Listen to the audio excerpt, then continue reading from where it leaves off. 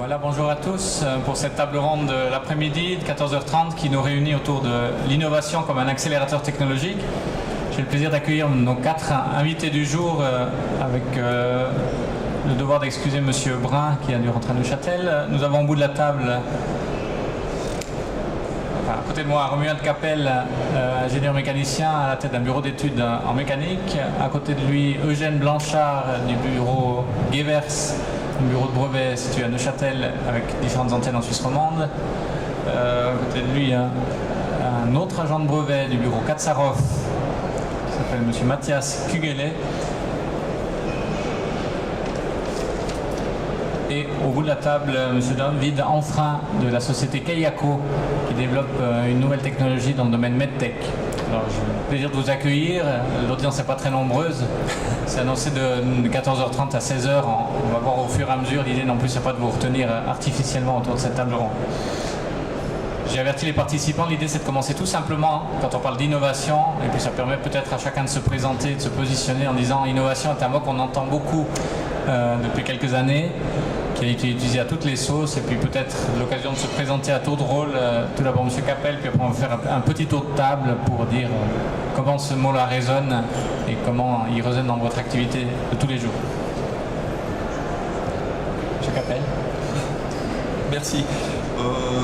Comment commencer? Alors, juste pour me présenter, on est un bureau d'études où nos clients nous contactent pour des développements sur une base d'un cahier des charges, d'une idée, d'un projet.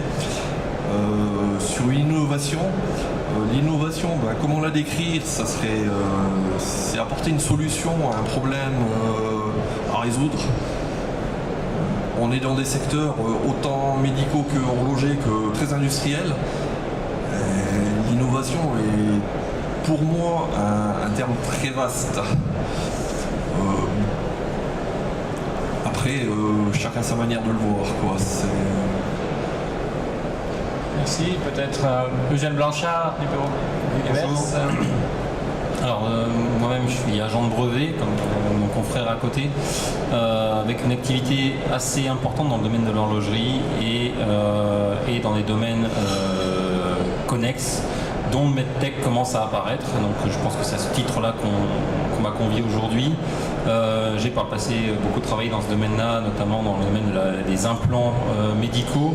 Et donc je ne sais pas si on peut parler d'une réelle accélération technologique. Je pense qu'il y a une demande d'accélération technologique pour faire converger des techniques qui n'étaient pas auparavant censées travailler ensemble, mais dans le domaine du MedTech maintenant cette convergence devient elle aussi primordiale, et c'est peut-être sur cet aspect-là qu'on peut voir une accélération aujourd'hui, alors que dans les autres domaines particuliers, je ne suis pas certain qu'il y ait, pour en parler, une accélération majeure. Tout est dépendant aussi de l'économie de manière globale.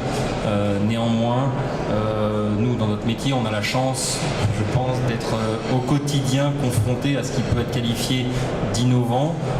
Alors après, qu'est-ce qu'on met dedans? C'est toute une question, mais en tout cas, tout ce qui est nouveau et qui est proposé comme solution ou comme nouvelle opportunité pour un marché, on a la chance de pouvoir y être confronté et d'essayer de le valoriser. Donc c'est à ce titre-là qu'on intervient.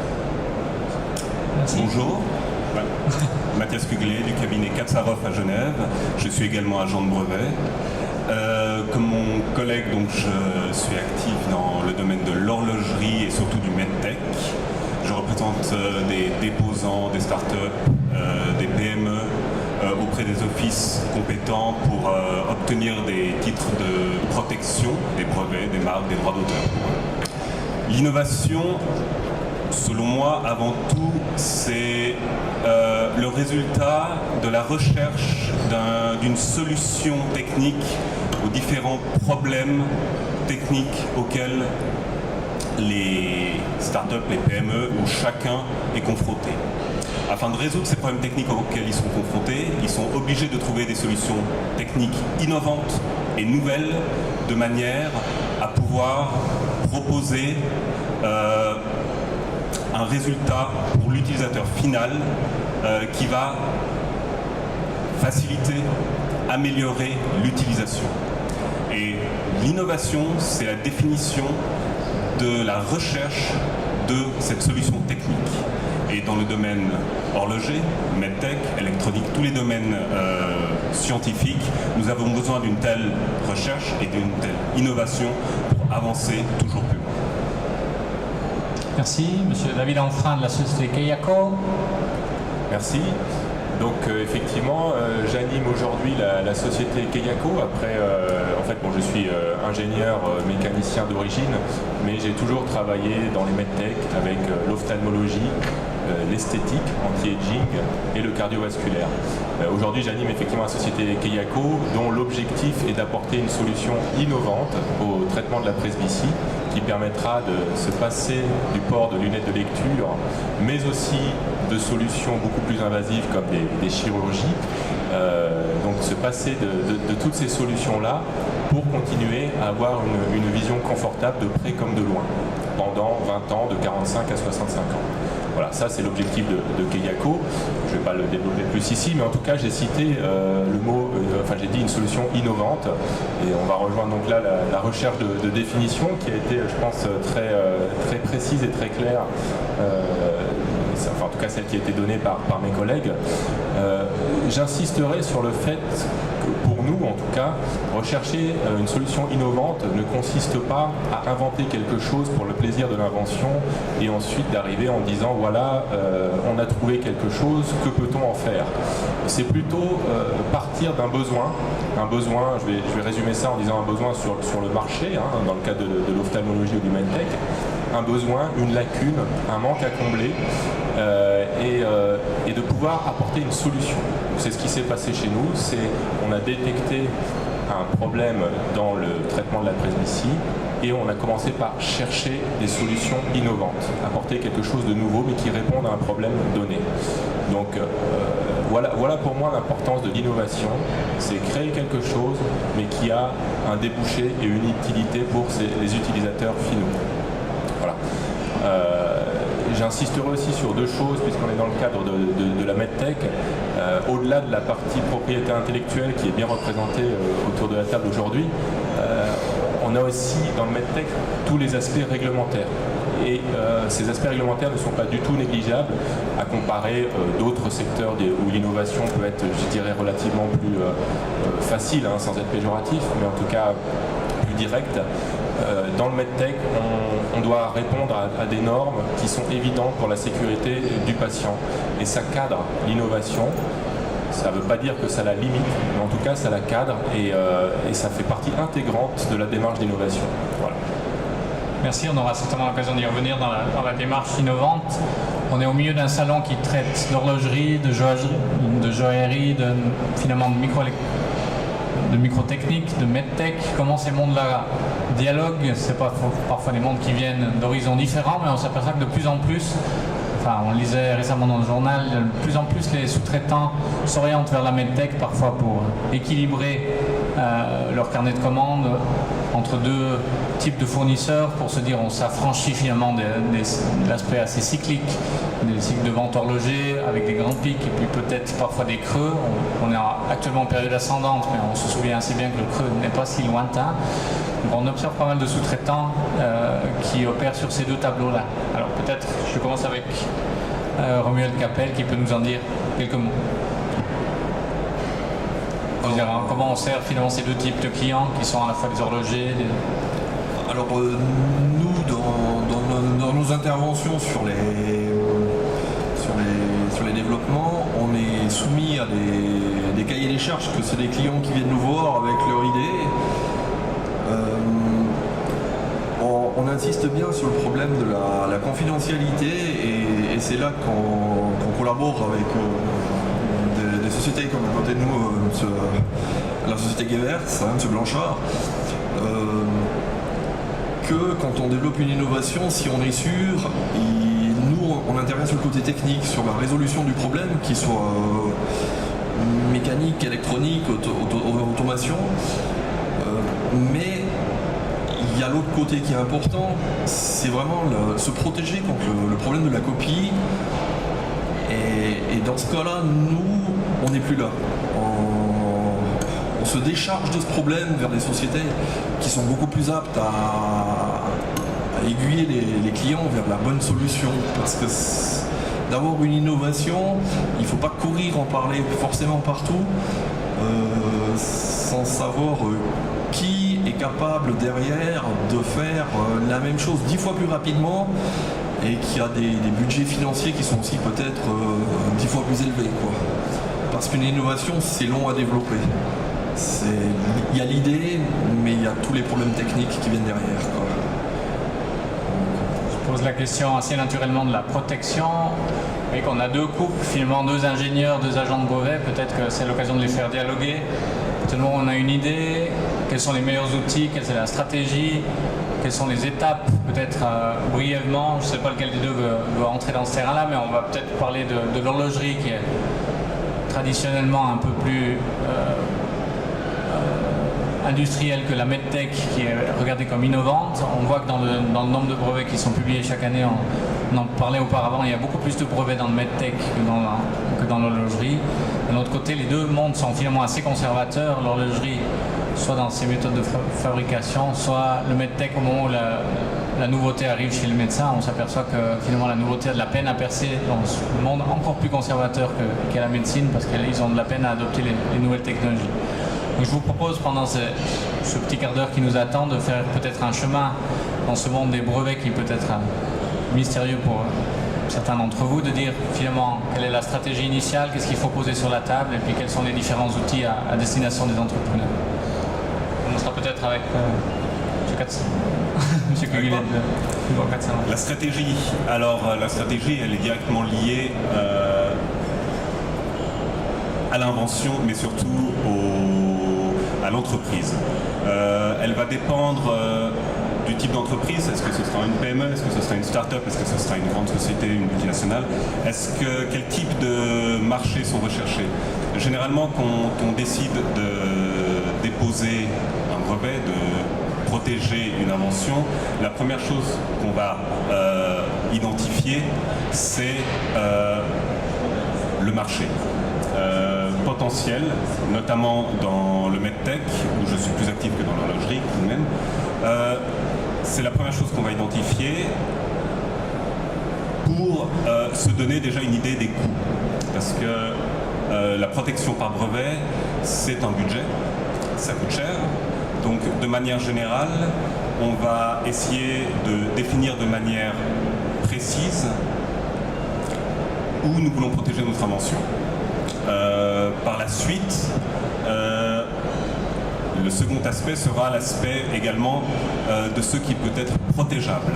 Il faut toujours se garder en tête qu'un brevet, ce n'est pas un moyen d'empêcher quelqu'un de vous copier, c'est un moyen d'interdire. Il y a une nuance dans la mesure où ce qui empêchera un potentiel contrefacteur, c'est une décision de justice. Ce ne sera pas un brevet. Le brevet, c'est l'outil qui permettra à un juge, moyennant une décision tribunal, d'interdire, d'empêcher.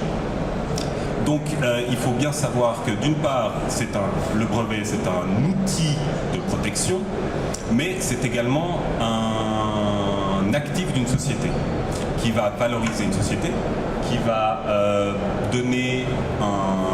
qui va placer le curseur de la valorisation de la société au début, parce qu'avant d'avoir des ventes, avant d'avoir des clients, pour valoriser une société, il faut avoir des indicateurs.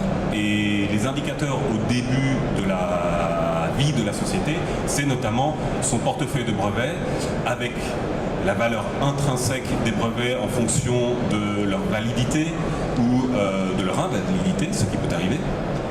Et ça permet de fil en aiguille d'arriver à définir le cadre de la protection, le cadre du positionnement de l'invention par rapport au landscape qui existe dans le domaine technique. Et à partir de ce moment-là, qu'on a bien défini l'invention, qu'on a bien défini les pays où on veut protéger l'invention, on peut commencer la procédure et procédure relativement, on va dire, mécanique, qui est quand même assez réglementée et relativement récurrente en fonction des brevets. Je ne sais pas si mon collègue est d'accord. J'ai rien à redire. J'aimerais juste compléter peut-être sur des aspects un petit peu différents, tirés de mon expérience, notamment dans cette tentative de rapprochement, notamment du medtech avec des techniques horlogères et des techniques horlogères vers le medtech pour essayer de trouver les compétences ou les débouchés dans un cas ou dans l'autre. Parce que j'ai eu la chance d'essayer de collaborer dans des aspects de protection d'innovation d'horloger qui voulaient aller vers le medtech et de gens du medtech qui voulaient vers l'horlogerie ou d'autres domaines techniques. Et un problème commun dans tous ces cas, c'est qu'ils sont convaincus d'avoir une innovation, d'avoir quelque chose qu'ils souhaitent valoriser et presque ils poussent pour ça. La difficulté qu'ils ne soupçonnent pas, c'est leur incompétence dans le domaine qu'ils visent. Et si on part du domaine des horlogers, typiquement, l'horloger va être hyper compétent en microtechnique, en mécanique, en conception, il n'y a pas de souci. Et il va vouloir se destiner à la medtech. Et effectivement, là je vous rejoins, il n'a pas connaissance du tout de toutes les contraintes réglementaires, un petit peu de la mer dans laquelle il s'apprête à nager. Et finalement, il va partir d'un postulat de départ dans sa conception, qui est un postulat horloger, qui n'est pas forcément celui qui va exactement répondre à toutes les problématiques particulières du monde de la medtech. De la même façon, dans la medtech, on a parfois des innovations, des gens qui veulent essayer d'aller vers la digitalisation, par exemple. Actuellement, il y a un gros besoin, puisque c'est notamment un défi pour avoir, si je comprends bien, peut-être qu'on pourra me corriger, un défi de cette digitalisation, c'est aussi de pouvoir maintenir des patients à domicile dans un certain nombre de cas et de pouvoir les suivre à distance, donc de diminuer les coûts d'hospitalisation fixe. Et quand quelqu'un qui est bien ancré dans ce domaine-là de dispositifs médicaux veut aller vers la digitalisation, finalement il n'a peut-être pas toutes les clés techniques pour pouvoir combiner notamment ces aspects digitaux, ces aspects de communication électronique, et puis il va dire qu'il veut le faire, et puis il ne sait pas tout maîtriser, et puis il est un petit peu bloqué dans son innovation parce qu'il faut qu'il intègre d'autres compétences. Et du point de vue des brevets, on se retrouve souvent avec le porteur de projet qui veut aller vers quelque chose, et puis on va être confronté à la question, mais est-ce que c'est vraiment innovant du point de vue du droit des brevets, à savoir notamment est-ce que ça présente une activité inventive? Est-ce que c'est pas simplement la combinaison de... Enfin, vous m'amenez les choses et moi je vois que finalement vous voulez prendre ce que vous connaissez à un endroit A avec un endroit B et puis vous voulez mettre les deux ensemble mais vous ne savez pas trop comment. Et souvent, là on peut être amené à trouver un point d'achoppement qui peut être péjorant pour le futur de la solution technique à proprement parler, parce qu'il y a ce manque de liant et ce manque d'un troisième larron, si je puis dire, qui vient faire que on va adapter la solution que l'on souhaite amener dans son produit que l'on connaît bien de la bonne manière pour que ce soit un succès sur le marché qu'on vise. Et ça, d'un point de vue de la propriété intellectuelle, malheureusement, on peut le soulever. On ne peut pas forcément le solutionner, on peut essayer de le compléter avec les connaissances que l'on a, mais malheureusement, on n'a pas forcément tout le savoir non plus. Et ça peut presque être un biais parfois dommageable, parce que, comme vous l'expliquez, il y a la procédure. Une fois qu'on l'a déposé, on est parti pour la route. Et puis malheureusement, si sur la route on change les choses de manière significative, on peut se retrouver avec quelque chose qui n'est pas protégé, qui ne protège pas le produit qu'on veut faire. Et là, ça c'est quelque chose qui peut être effectivement dommageable, et il faut essayer de combler les manques par la suite, et ça c'est embêtant, et la personne est parfois un peu surprise. Et ça, si j'avais un point à mettre en avant, en tout cas sur le défi un petit peu de l'accélération technologique, notamment dans la convergence des technologies, c'est le besoin d'avoir toutes les compétences des domaines que l'on souhaite rapprocher pour faire le bon mariage dès le départ, et pas y aller, j'essaie une fois, mince ça marche pas, je reviens en arrière et je recommence, parce que là finalement on va pas assez vite et puis on s'épuise, et puis finalement ça se trouve on donne aussi les clés aux autres pour travailler sur les mêmes solutions et vous dépasser avant même que vous ayez peut-être pu protéger quelque chose. Merci, c'est vrai que c'est important de collecter finalement le maximum de compétences, mais quand on démarre, on a rarement une équipe de 50 personnes qui sait tout faire, donc on arrive avec notre bagage initial. On en parlait avec Monsieur Enfrein de la société Keiako en disant on arrive avec un savoir-faire finalement mécanique qu'on voudrait appliquer au MedTech. Alors je ne sais pas si vous voulez en dire quelques mots, de dire quelle est votre approche finalement assez innovante dans ce domaine-là. On a parfois imaginé des prothèses, on a imaginé des implants, et puis là on est parti sur une toute autre approche en disant on est des ingénieurs mécaniques qui savons faire d'autres choses que des prothèses et des implants. Alors je ne sais pas si vous voulez en dire quelques mots. Oui, avec plaisir. En fait, j'aimerais bien aussi rebondir sur certaines choses qui ont été dites là. Il y a beaucoup de choses qui ont été déjà mises en avant. Et je vais juste essayer d'insister sur quelques points qui concernent particulièrement justement les startups, les jeunes entreprises, ou alors une entreprise existante qui veut se lancer dans un nouveau domaine. D'abord, la première chose, au niveau de la propriété intellectuelle, peut-être pour conclure là-dessus, on a utilisé le mot, je crois que vous avez utilisé le mot en tout cas, stratégie de propriété intellectuelle. C'est fondamental, notamment pour une start-up. On parle bien de stratégie, c'est-à-dire qu'au début on se lance dans quelque chose, on va commencer à créer des brevets sans même savoir si effectivement on va obtenir un marché, sans même savoir si on va exister au moment où le brevet sera effectivement obtenu. Mais pourtant on le fait, ça fait partie de la stratégie pour deux raisons essentielles. Dans le désordre, il y en a une qui est de dire, Mathias l'a dit tout à l'heure, on travaille ensemble, donc on ne peut que être d'accord. La première est de créer de la valeur.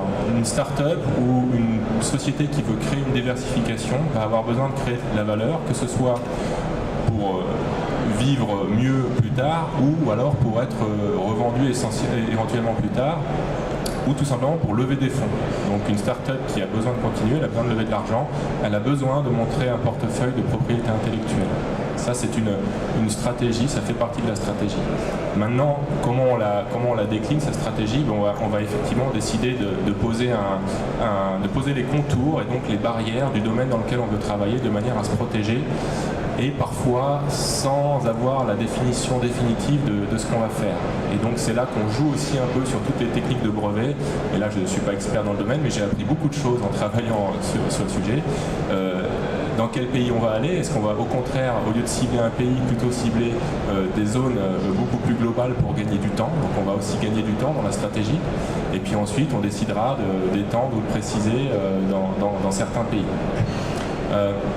Donc cette stratégie de propriété intellectuelle est fondamentale. Et puis je voulais rebondir sur la partie lien avec les partenaires, c'est l'autre aspect, c'est-à-dire qu'à partir du moment où on a défini ce champ, c'est là qu'on va pouvoir aller voir les partenaires. Donc à nouveau pour une start-up c'est fondamental, on en a parlé un petit peu aussi pour la partie horlogerie. Vers qui est-ce qu'on peut se tourner? Notamment une start-up ne va jamais pouvoir travailler toute seule, donc elle a besoin de trouver des partenaires. Et pour aller discuter avec ces partenaires, il faut qu'elle se sente un minimum protégée. Donc il faut avoir créé les interdictions qui vont jalonner un petit peu le discours et permettre de parler ouvertement. Donc un point sur la partie digitalisation qui a été soulevé. On parle beaucoup de digitalisation dans la médecine. Ça va plus loin, je pense, que entre guillemets le simple fait de vouloir utiliser des smartphones et des applications pour pouvoir garder le patient à la maison, même si c'est un des objectifs et un des buts.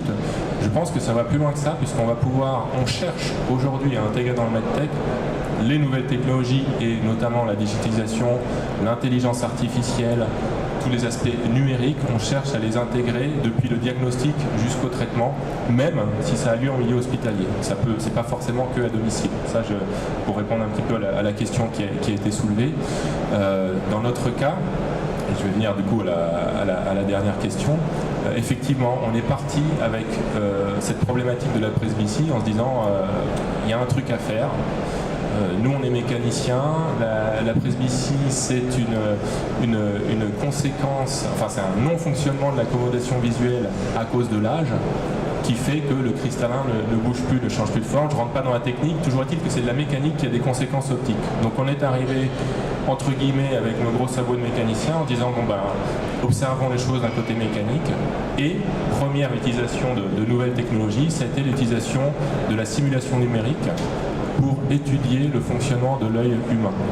Donc on a fait un modèle en 3 dimensions, on a appliqué les éléments finis, on a cherché à simuler, comprendre l'accommodation visuelle, à simuler la presbytie, donc le vieillissement, et à tester les solutions. Et c'est là qu'on en arrive à la réponse. On est parti, chacun avait une petite idée. On était 2 cofondateurs, on s'est entouré d'une équipe à nouveau d'ingénieurs, quelques chirurgiens par-ci par-là, mais tout le monde avait une petite idée en tête, et c'est vrai que globalement tout le monde pensait à un implant, une prothèse, quelque chose à mettre à l'intérieur de l'œil. Ça existe déjà, mais on pouvait encore faire de l'innovation. On peut toujours faire un implant différent qui peut être protégé, une technique différente, mais qui va passer par un implant.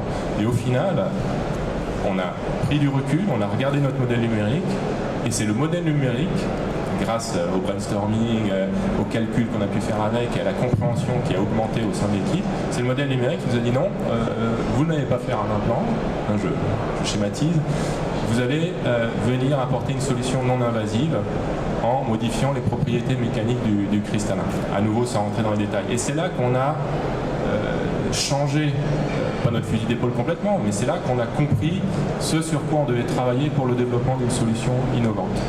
Donc l'intégration de la simulation numérique qui est aujourd'hui très répandue dans l'aéronautique, l'automobile et malheureusement, si je puis dire, un peu moins dans le medtech, c'est cette utilisation-là qui nous a permis de trouver une voie différente.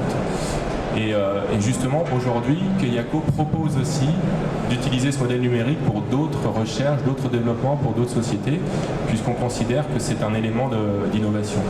Maintenant, pour finir sur la digitalisation, sur la solution qu'on souhaite proposer, mais à nouveau ça peut s'appliquer à tout un tas d'autres exemples en ophtalmologie ou ailleurs dans le medtech, on se rend compte aujourd'hui qu'il est intéressant de rajouter une couche numérique à chacune des étapes. Je l'ai dit tout à l'heure, diagnostic. Aujourd'hui, le diagnostic, c'est une machine d'imagerie par exemple, scanner, radiothérapie, radiographie, et à partir de cette image, il y a un expert qui analyse et qui donne des réponses. Ce vers quoi on se dirige aujourd'hui déjà, c'est de rajouter une couche de traitement numérique des informations pour donner un reporting qui va toujours à la fin être sous la responsabilité d'un expert, d'un chirurgien, d'un praticien, mais au moins qui va être complètement traité, digéré par une machine qui peut aujourd'hui déjà faire appel à des techniques d'intelligence artificielle, et donc ça va nous permettre de travailler sur des volumes de données et des statistiques beaucoup plus importantes pour croiser des informations qui améliorent le diagnostic. Donc voilà des exemples de digitalisation, si je puis dire, au niveau diagnostic. Et au niveau traitement, c'est la même chose, puisqu'on utilise de plus en plus de machines. Le chirurgien, j'insiste là-dessus, est toujours responsable de l'acte, mais on peut l'aider. Donc on peut lui donner des outils. Et ces outils numériques additionnés aux machines existantes de traitement chirurgical, vous connaissez déjà la robotique, donc c'est un exemple, mais on peut aller encore plus loin pour aider le chirurgien à faire des actes qui soient répétables et plus sûrs en termes de sécurité d'une part, mais aussi en termes d'efficacité. Donc voilà, j'ai essayé de répondre à la partie pivot de la start-up. Merci. Un autre sujet qu'on peut ouvrir, on est ici dans un salon avec plus de 800 exposants, on voit que beaucoup de gens font leur marché à la recherche de nouvelles technologies, de nouveaux procédés, de nouvelles fabrications. Et puis on s'aperçoit que finalement ces gens qui inventent, ils ont l'espoir que les gens viennent les acheter, parfois avec le souci de répondre à un besoin, parfois avec le souci de continuer à faire de la recherche pour développer du savoir-faire sans forcément savoir si d'autres vont l'acheter. Et puis on fait le constat qu'il y a beaucoup plus d'innovation qui se fait dans les laboratoires que d'innovation qui arrive sur le marché. Ça nous permet de parler peut-être des barrières d'entrée. Alors dans l'horlogerie, on peut en parler, disons quelles sont ces barrières d'entrée. Est-ce que c'est le conservatisme ou c'est d'autres choses? Quelle est l'expérience, par exemple, Romuald, que vous auriez dans le domaine de l'horlogerie? Comment entrer finalement comme sous-traitant chez un horloger en lui disant j'ai une nouvelle technologie pour vous? Alors, pour bien cibler mon domaine de l'horlogerie, il va très peu concerner des brevets ou des accords de confidentialité, parce qu'on commence au boîtier de la montre et on fait tout ce qui est externe à l'intérieur. Et je pense que l'horlogerie, concernant les brevets, c'est surtout au niveau des composants, des matériaux, des mouvements. Là-dessus, on est un peu moins concerné. Mais ça ne veut pas dire qu'il ne peut pas y avoir une innovation ou un brevet à poser sur l'extérieur de la montre, quoi. Donc là-dessus, je ne peux pas trop donner mon avis. Même sans propriété intellectuelle, mais disons j'ai un nouveau produit, un nouveau nouvel emballage, qu'est-ce qui va convaincre? Qu'est-ce qui va convaincre? Je crois que tout le monde se pose la question et tout le monde aimerait bien une réponse. Parce que la meilleure solution au meilleur prix. L'éternel problème, effectivement, comme il vient de le dire, c'est oui, mais combien ça va coûter un prototype? On passe toujours par des prototypes, il y a de l'investissement à faire. C'est une chose, et puis quand on fait un prototype, dès qu'on se dit oui, on fait un prototype, mais après, est-ce qu'on va faire 10 pièces, 50 pièces, 1000 pièces, 100 000 pièces, 1 million? Et c'est dès le départ qu'il faut savoir aussi cibler les quantités imaginées pour pouvoir fixer un prix. Parce que le client final qui va être intéressé, sa première question c'est votre projet m'intéresse, mais combien il coûte? La question est sur la barrière d'entrée sur le marché. Donc, je pense que sur l'horlogerie, c'est peut-être effectivement relativement difficile de répondre de manière simple. Pour le medtech, à nouveau, je crois qu'on retombe sur des réponses qui sont assez classiques, si je peux me permettre, puisque j'ai parlé tout à l'heure des questions réglementaires, mais il y a la question aussi entre guillemets du client. Mais en fait, c'est quoi le client en medtech? C'est ça qui est un peu compliqué. Au final, celui qui bénéficie de l'innovation ou du produit ou du procédé, peu importe, c'est un patient, c'est pas un client. Donc c'est un patient qui reçoit quelque chose. Et ce patient n'est pas toujours celui qui choisit. C'est-à-dire qu'on n'a pas besoin de le convaincre. Celui qu'il faut convaincre, ça va être j'utilise le terme chirurgien pour être générique, mais on pourrait dire le médecin. En tout cas, celui qui est responsable de la santé du patient. C'est lui qui va choisir. Et on peut rentrer dans une forme de discussion où il y a proposition de différentes options ou pas. On peut dire, voilà, vous êtes malade, c'est très grave, ou même vous avez eu un accident, vous êtes inconscient, on vous traite, on n'en parle pas, il n'y a pas de choix. Donc en revanche, si c'est du traitement médical de long terme, on peut rentrer dans des discussions.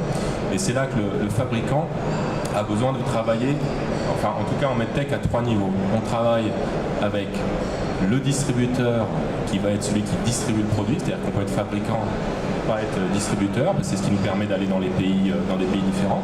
Donc il faut que le distributeur soit convaincu, il faut que le chirurgien, le praticien soit convaincu du produit et de la solution, et parfois dans certains cas, le patient, c'est l'inverse, c'est lui, je disais le patient choisit rarement, mais il existe le cas inverse, où le patient regarde dans les magazines et se dit, et va chez le médecin en disant, moi c'est ça que je veux, qu'est-ce que vous en pensez docteur, pourquoi on ne fait pas ça, pourquoi vous m'en parlez pas, etc. Donc dans les barrières d'entrée, en medtech, il y a bien les trois, distributeur, chirurgien et patient, lorsqu'il a le choix, lorsqu'il a son mot à dire. Ça c'est pour la partie prise de part de marché. Mais je l'ai dit tout à l'heure, c'est d'abord le réglementaire, où là, contrairement, je ne veux pas dire des choses que je ne connais pas, mais peut-être contrairement à l'horlogerie, on a des éléments qui sont essentiels. C'est d'abord la sécurité du patient. Donc c'est justement tous ces aspects réglementaires qui permettent de cadrer tout ça et de mettre sur le marché des produits qui ont été certifiés conformes à la sécurité du patient. Et dans certains cas, dans certaines normes, dans certains pays aussi, on va chercher l'efficacité. Donc on peut très bien être dans le medtech avec quelque chose de sûr, mais qui ne va pas forcément être plus efficace que l'autre, ça peut être des niveaux équivalents. Mais dans certains cas, il faut passer la barrière qui est gagner en efficacité. Donc proposer mieux, pas forcément moins cher, mais proposer mieux et toujours sûr à 100% pour le patient. Ça c'est la base. On a parfois l'impression qu'il y a comme un choc culturel, comme je le disais avant la conférence, entre le monde finalement industriel et le monde médical, dans le sens que les gens ne parlent pas forcément le même langage. Ils ont d'un côté un monde disons, très réglementé versus un monde très industriel qui est plus souple de ce point de vue-là, et c'est souvent une différence de culture. Alors je ne sais pas comment vos clients le ressentent, si je parle aux deux agents de brevet, est-ce qu'ils ont l'impression de pouvoir jouer sur les deux tableaux en même temps ou de devoir un peu différencier leurs activités entre leurs clients MedTech? Si je parle des sous-traitants, entre leurs clients MedTech et leurs clients finalement horlogers. De mon expérience, la difficulté principale, c'est effectivement sur l'aspect, c'est pas tant sur l'aspect convaincre que la solution technique a un potentiel, mais convaincre qu'elle est transposable dans le domaine que l'on vise. Et c'est vrai que notamment du point de vue si on prend l'horlogerie ou on va dire la microtechnique de manière générale vers le MedTech, il va falloir passer idéalement par une phase d'adoubement par on va dire le médical, et qui va vous accompagner et qui va entre guillemets vous permettre après de trouver le bon partenaire industriel pour peut-être trouver et développer cette solution.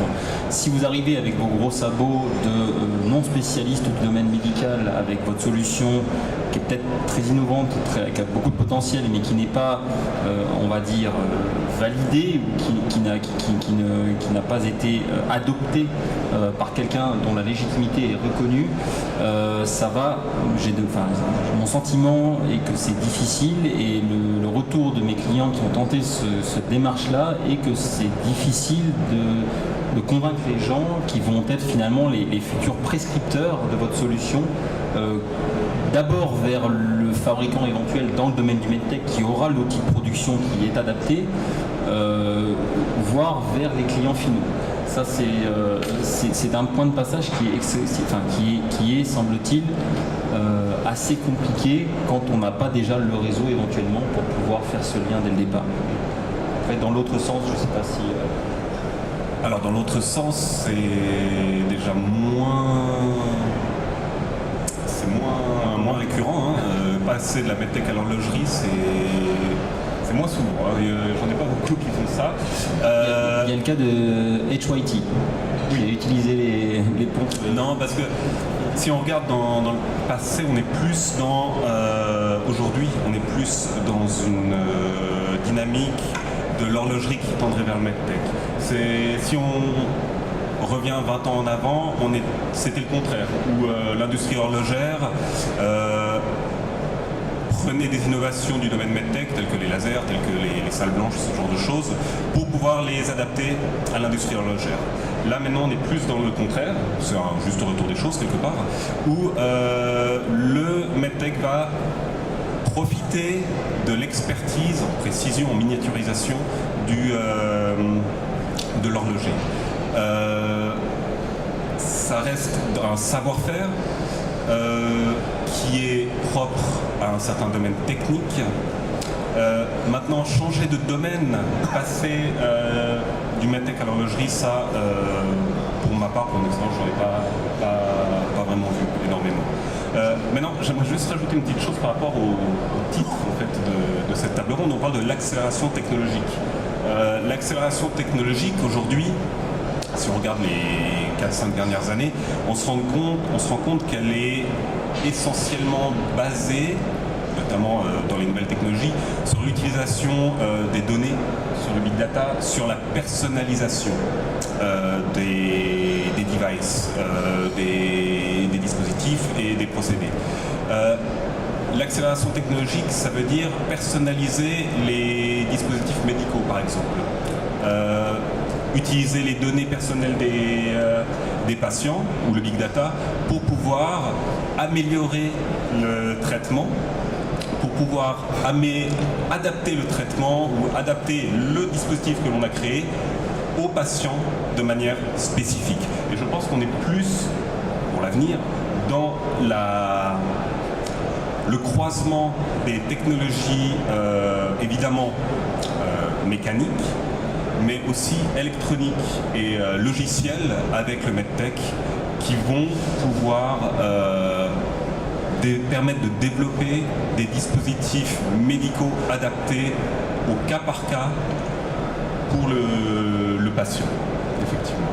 C'est vrai qu'on peut entendre l'accélération de différentes manières. En passant sur les stands, on voit des imprimantes 3D de toutes les formes et de toutes les matières. Ça peut aller dans une direction de dire on fait des prothèses à la demande, très personnalisées par rapport aux patients. Quand j'entends accélération aussi, dans la nomenclature de l'innovation, il y a aussi cette partie qui dit il y a beaucoup de recherche assez fondamentale qui se fait dans les instituts de recherche comme l'école polytechnique en Suisse ou les universités. À partir du moment où on parle d'accélération dans ce contexte, c'est d'aller chercher des briques technologiques dans les instituts de recherche pour les traduire finalement dans un monde industriel. Alors, je ne sais pas si finalement les deux entreprises qui sont autour de la table ont fait cette expérience-là d'avoir un travail très académique qui peut servir la recherche, et puis comment s'est passé finalement le processus de transfert de technologie. On sait que traditionnellement l'université prend en charge selon son budget qui peut varier de 0 à quelques millions par année, suivant la politique de l'université, prend en charge les frais de brevet, mais finalement est-ce que les entreprises le voient comme un levier, le voient comme un accélérateur, ou le voient plutôt comme des choses qui sont assez fondamentales et pas très utiles au développement? Je sais pas si pas avec la collaboration avec les PIA. Ouais, non, moi je suis complètement concerné par la question. Et je ne sais pas si je suis représentatif de toutes les sociétés, mais en tout cas des startups peut-être. Je parlais tout à l'heure de chercher des partenaires. Les partenaires qui existent pour nous, c'est les partenaires industriels existants, mais évidemment aussi les partenaires, aussi peut-être d'abord les partenaires académiques. Nous, dans notre cas, pour donner un exemple, un cas particulier, on travaille toujours avec une université en Allemagne, l'université de Genève par le biais de l'EPIA, en l'occurrence, depuis le début. Depuis 2015, l'EPIA travaille avec nous et on a des élèves de l'EPIA qui sont passés en tant que stagiaires chez nous et qui sont aujourd'hui employés de la société. Donc on a l'Allemagne à côté, la Suisse, et on a aussi un institut français. Donc vous voyez, il y a, depuis la Suisse, on réunit comme ça des partenaires académiques dans différents pays d'Europe. Et effectivement, on est allé... j'allais dire prendre, mais d'abord on a trouvé, par différentes recherches et opportunités, on a trouvé des morceaux de savoir-faire, de compétences, de capacités de recherche, d'équipements aussi, dans ces différents endroits. Et quand on met tout ensemble, on arrive effectivement à participer, à faire participer tout ce petit monde pour travailler au développement de la solution qu'on recherche. Donc c'est fondamental. En revanche, il faut effectivement prévoir, cadrer ces collaborations-là. Et il y a une notion de propriété intellectuelle évidente. On parlait de prendre en charge les frais, etc. Je pense que la première question, c'est qui est propriétaire de quoi. Et en fait, ça ne marche pas toujours de la même façon. Et selon l'interlocuteur, selon l'université, selon le pays, selon les habitudes, on va se rendre compte que la discussion ne va pas partir exactement dans le même sens. Une société qui finance et qui souhaite développer un produit pour le mettre sur le marché à terme a besoin d'être propriétaire de la technologie. D'accord ? Ça, c'est la base. Après, ce qui peut se discuter, c'est éventuellement d'être copropriétaire à partir du moment où on met en place des droits exclusifs d'utilisation de la technologie par la société qui a financé, puisque finalement l'université reçoit en général de l'argent, des ressources quelconques de la part de la société. Donc on doit en tant que société garder la totale jouissance du bien, sauf décision ultérieure qui dit bon bah écoutez, nous voilà, on va garder ce domaine-là parce qu'il nous concerne, ce domaine-là on va pas le bloquer parce que ça peut, enfin, voilà, c'est toutes sortes de négociations qui peuvent arriver par la suite. Mais au début, la première négociation qui a lieu, c'est qui est propriétaire de quoi, pour quelle raison, est-ce qu'il y en a qui payent et qui payent les frais de recherche d'une part, mais qui payent les frais de brevet d'autre part. Ce ne sont pas les mêmes frais. Donc aujourd'hui, je peux pas dire comment ça s'est terminé, puisqu'on est en plein dedans.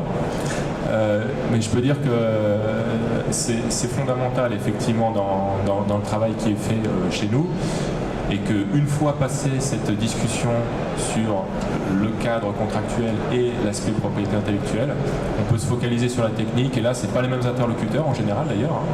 Donc ceux avec qui on travaille sur la technique, bah, tout ce qui les intéresse, c'est de participer à la création de quelque chose. peut-être à terme d'avoir une publication, de citer l'université, de citer les personnes et de pouvoir continuer à montrer la valeur de l'université et ses capacités à créer quelque chose. Voilà. Et à nouveau, il y a ceux qui veulent absolument rechercher la propriété intellectuelle, qui n'est pas forcément l'objectif initial, je pense, de l'université. Une question qui va avec celle-là, dans tous les contrats de sous-traitance, que ce soit finalement de la sous-traitance vers l'académique ou vers les autres, il y a effectivement cette question de propriété intellectuelle qui se pose, avec des fois des interlocuteurs qui ne sont pas forcément conscients des enjeux, dans le sens qu'ils développent, et puis finalement on ne sait plus à la fin du projet à qui appartient la technologie, si le sous-traitant il a le droit d'utiliser le savoir-faire acquis pour un autre client ou pas. Et puis est-ce que, je ne sais pas, vous avez l'occasion d'aborder ces questions-là avec vos clients sous-traitants, dans le sens de les rendre attentifs aux risques qu'ils peuvent encourir si par hasard ils ne se protègent pas du point de vue propriété intellectuelle, dans le sens qu'ils ont acquis tout un savoir-faire qu'ils ne pourront plus utiliser pour d'autres clients parce qu'ils ne se sont pas bien protégés de ce côté-là. Je ne sais pas si, par exemple, Eugène Blanchard ou Alors, de manière générale, les c'est que vous n'êtes sous-traitants... pas avocat, mais... Non, mais de manière générale, les sous-traitants agissent sous mandat. Et ces mandats sont régis par des clauses. C'est un contrat entre un fournisseur d'affaires et puis un client. Et il y a une clause de transfert de technologie,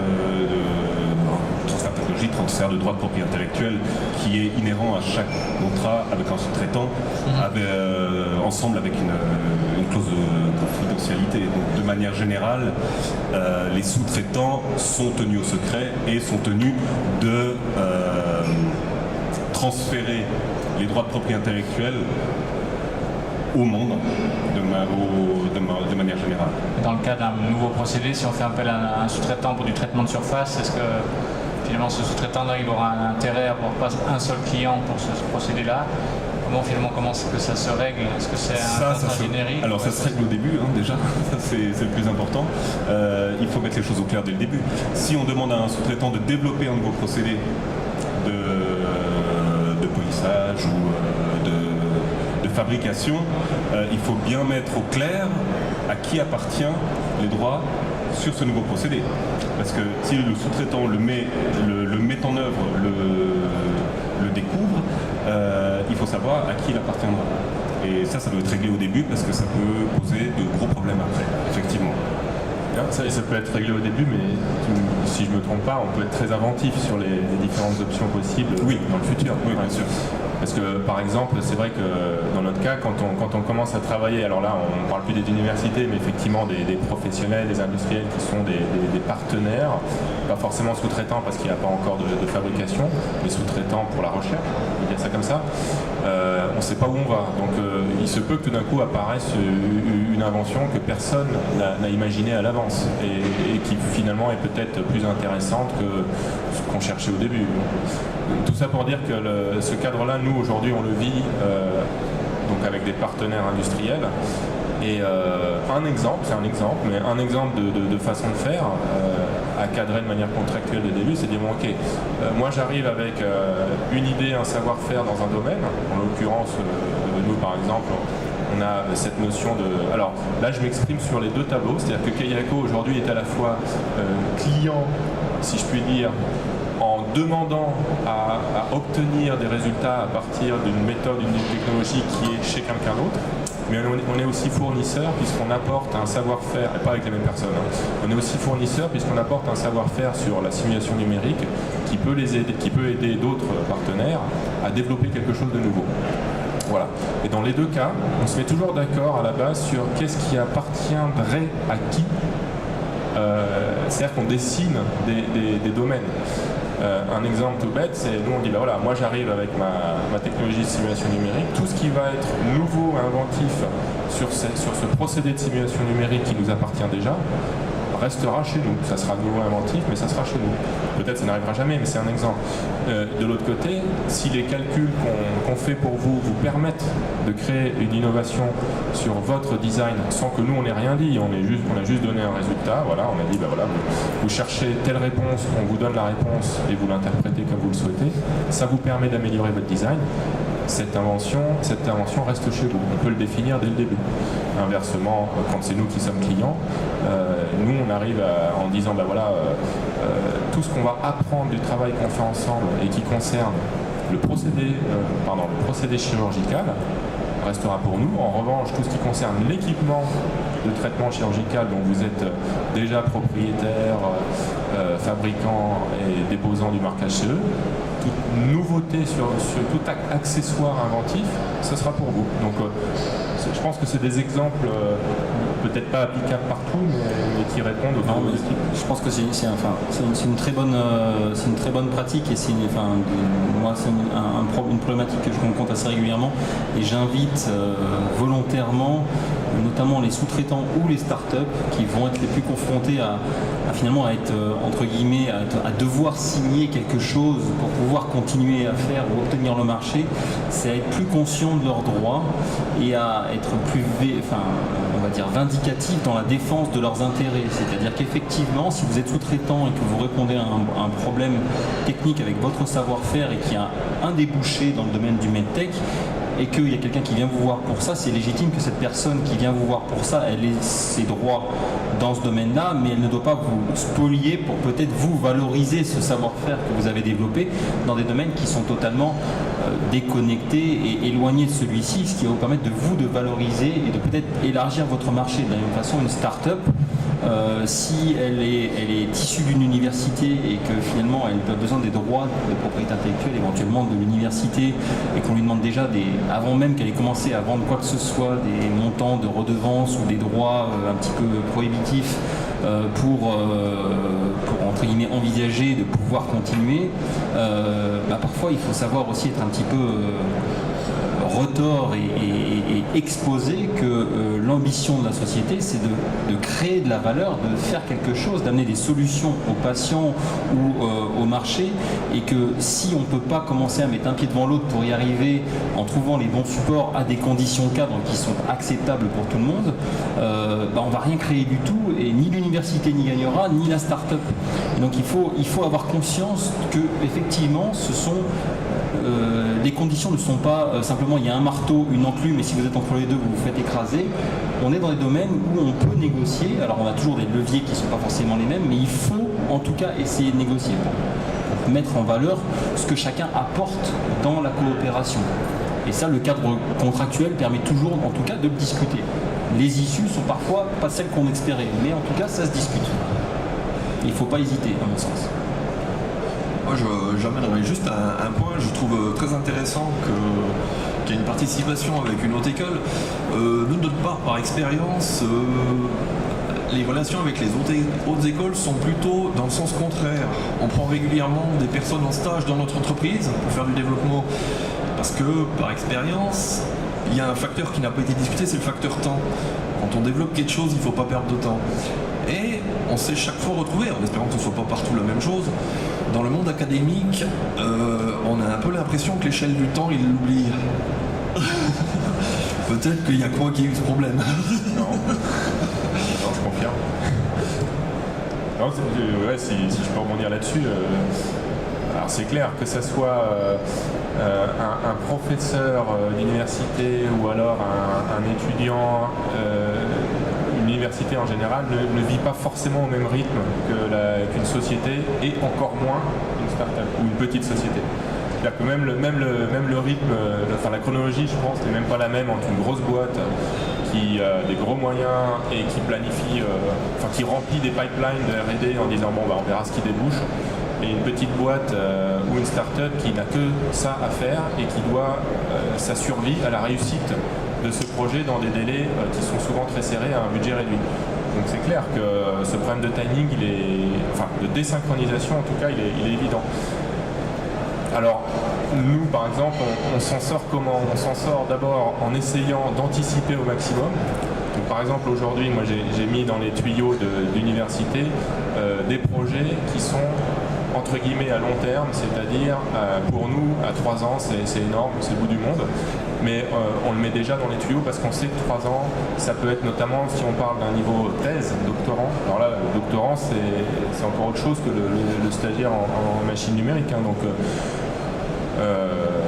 tranquille, c'est bien fait, c'est carré, mais on a le temps. Et, bon, donc nous, on a déjà commencé par ça.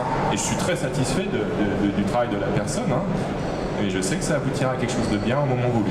Voilà. L'autre aspect, c'est quand on est vraiment pressé. Là, par contre, on joue énormément sur le relationnel et en fait, il faut trouver les bonnes personnes. C'est-à-dire qu'en fait, même au sein des universités, on va avoir, comme au sein d'une entreprise, on va avoir différents profils. On va avoir des gens qui surfent justement sur le fait que bah voilà, tout ça c'est de la course de longue haleine, c'est du long terme, et d'autres qui au contraire sont très friands d'innovation. Alors peut-être que c'est pas ça, mais c'est vraiment une question de profil. Il n'y a pas de nom d'université à donner, mais peut-être très friands de dire c'est peut-être des gens qui auraient aimé dans l'industrie, qui aimeraient faire des choses comme ça et qui du coup, en plus de leur côté universitaire et professeur, sont vraiment super contents de participer à une innovation. Et là, moi, je travaille avec des gens où je ne peux pas dire qu'ils soient lents. Donc, je pense que ce que vous dites, c'est vrai, il faut y faire attention. Mais par contre, on peut faire des trucs super avec les bonnes personnes. Ouais. Merci. Je ne sais pas s'il y a des questions de votre côté, peut-être. Merci. Je me présente Marc de Sauvage, je viens de Belgique. Petite question. J'ai l'impression, quand j'entends le débat, c'est qu'on mélange tout le temps brevet, know-how, connaissance, alors qu'en droit, c'est quand même bien différent. Le know-how, la connaissance, demande une garantie de bonne fin. Tandis que le brevet, il est public, il est visible par tout le monde. Deuxième chose, j'ai visité des laboratoires du laser aux États-Unis. On vous fait signer des NDA de confidentialité sur n'importe quoi, n'importe où, même des choses qui n'appartiennent pas aux compagnies. Sur des connaissances, des know-how, qui demandent une garantie de bonne fin. Donc quand j'entends le débat ici, très intéressant, mais j'ai l'impression qu'on passe d'un côté à l'autre, du know-how au patent, du patent au know-how, alors que c'est quand même bien différent. Voilà, petite remarque. Je ne sais pas si vous avez une question dans ce cadre-là ou si c'était simplement d'exprimer quelle est votre expérience entre les deux. Mais là, c'est une étude que nous avons dans la microélectronique dans certains secteurs, dans le médical. Il faut savoir par exemple qu'en Belgique, maintenant, vous pouvez avoir sur Internet toute votre carte santé personnelle. Ça s'appelle le site My Santé et vous allez bientôt pouvoir l'avoir sur vous, soit dans une montre connectée, soit dans un GSM avec vos données médicales. Bon, ça c'est l'Europe évidemment, c'est là-dessus. Bon, je voulais juste faire ces petites remarques. Sinon c'est positif.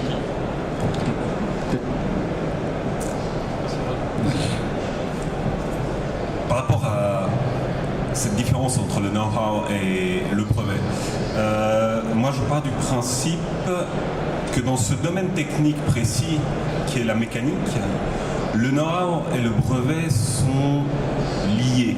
Ce ne sont pas forcément deux choses différentes dans la mesure où le know-how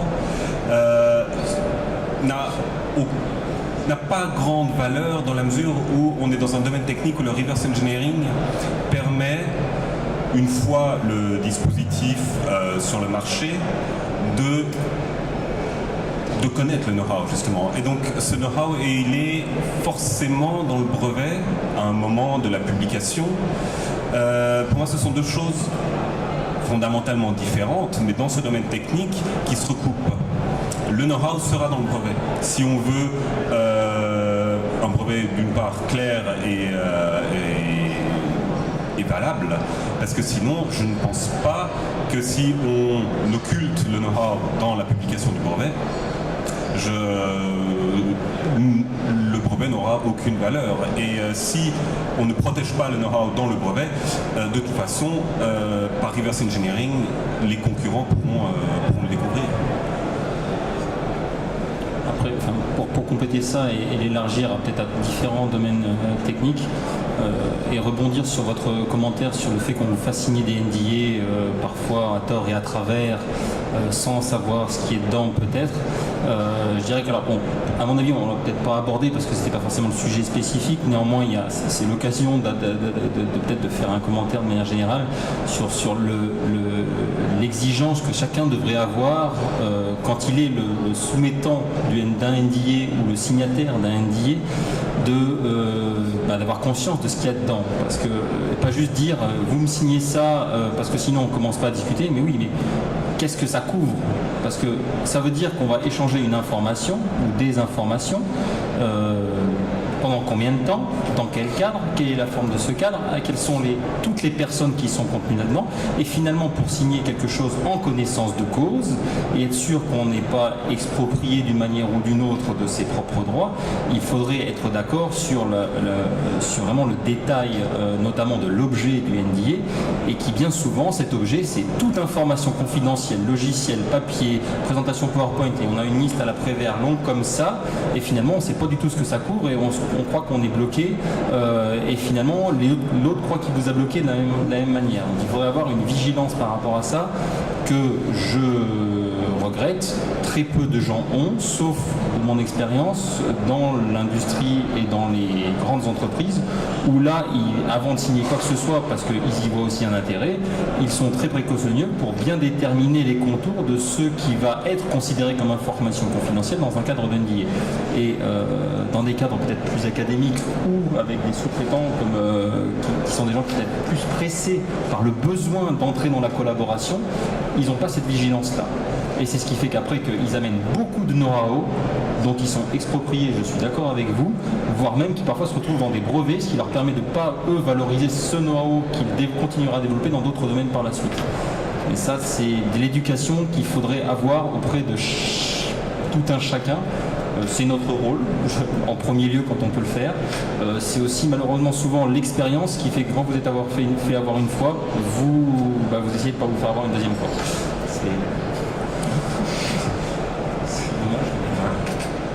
Après, c'est vrai que quand on signe des NDA ou quand on fait signer des NDA, en tant que petite entreprise, on se dit toujours, bon, si jamais il se passe quelque chose, réellement, comment est-ce que je vais réussir à me défendre? Donc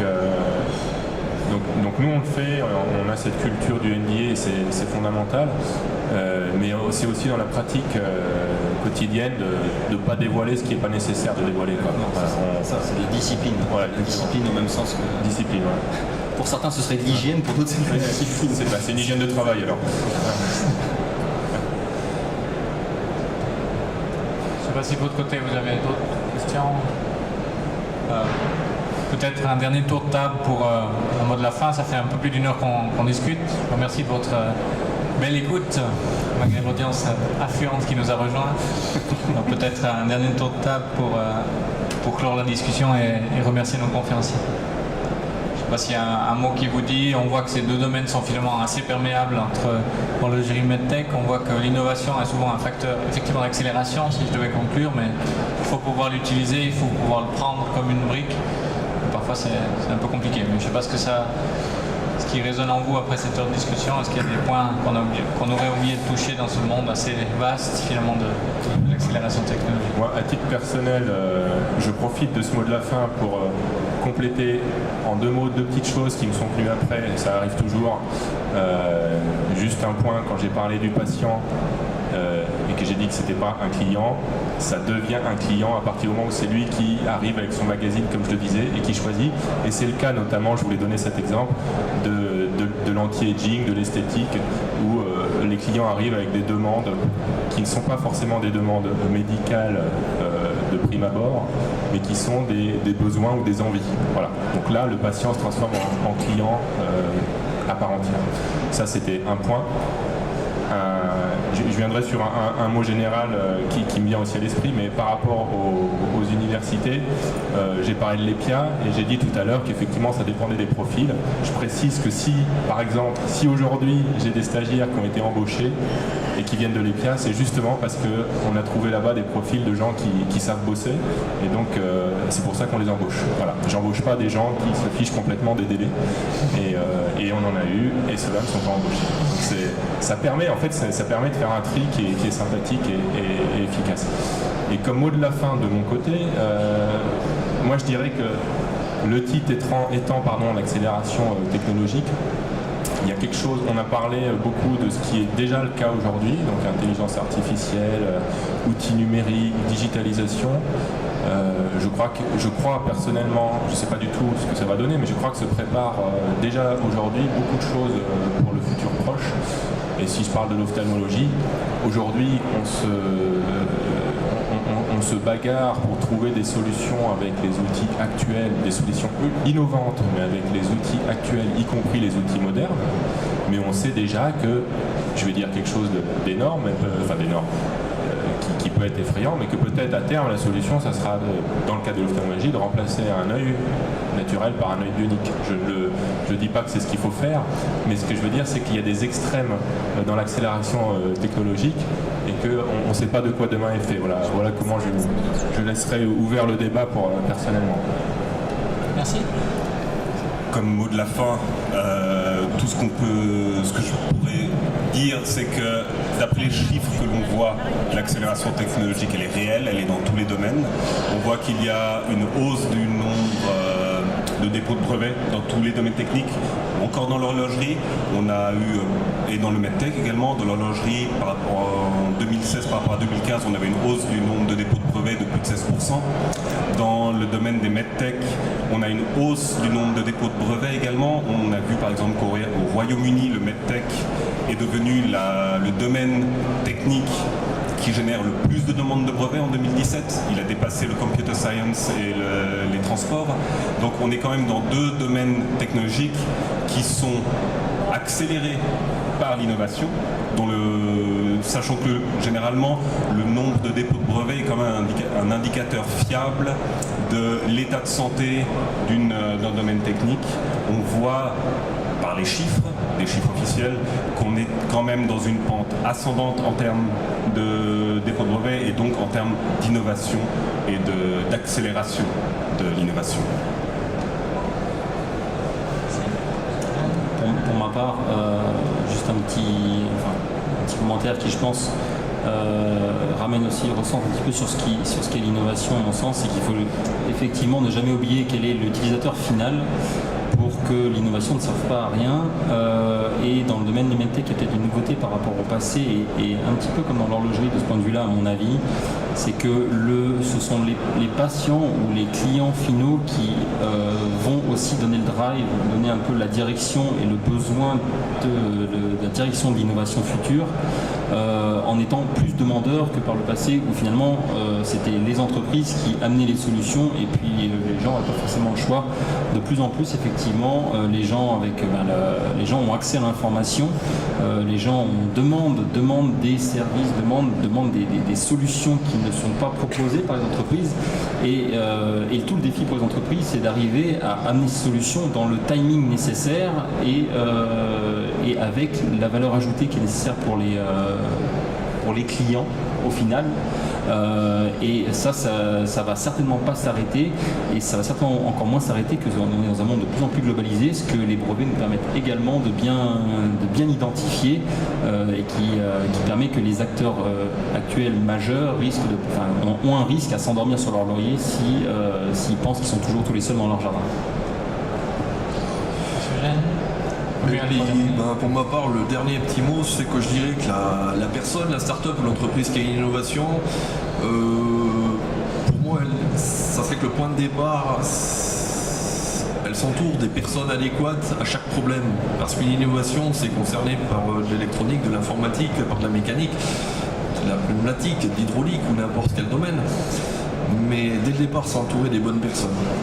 Et aussi de tous les problèmes de brevet, parce qu'il y a la pratique et la théorie. Merci à tous. Je propose de remercier nos orateurs du jour, David, Mathias, Eugène et Romuald, pour leur participation. Merci de votre écoute pour ce jour, et puis bonne suite de salon à tout le monde. Merci.